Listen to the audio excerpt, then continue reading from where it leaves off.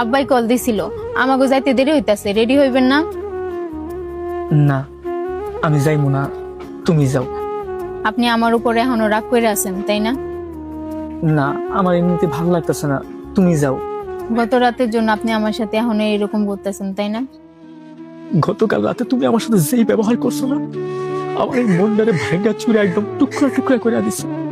গত গত 2টা মাস ধরে আমার কাছে চাকরি নাই, তাতেই তোমাকে মুখে ঠিক তাকানো যায় না তোমাকে ব্যবহার। আর তুমি, আমার তো মনে হয় আমার যদি ভালো চাকরি না হয়, কোনোদিন পকেটে যদি টাকা পয়সা না হয়, তুমি তো আমার ছেড়ে যাইবা। আর তোমার কথা কি কইব? নিজের বাপ মা, আমার লজ্জা লাগতেছে কইতে আমার নিজের বাপ মা আমার সাথে কি ব্যবহার গুলো করতেছে দেখো। আমি যদি 1 গ্লাস পানি চাই, আমার মুখের উপরে না কইরা দেয়। আর শ্বশুরবাড়ির কথা নয় বাদি দিই, যদি মাইয়া জামাই ভালো একটা চাকরি করে এলাকার মানুষের কাছে সুনামের কোনো কমতি রাখে না।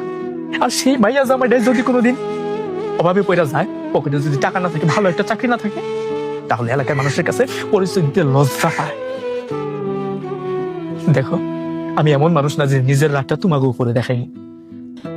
আর তুমি এখন তোমার বাপের বাড়িতে একাই চলে যাইবা। আমার যদি ভালো একটা চাকরি হোক, পকেটে টাকা পয়সা নিব, দেখবা আমি সবকিছু আবার আগের মতো ঠিক করে দিছি। এবার আল্লাহর রস্তে তুমি আমার সামনে থেকে যাও।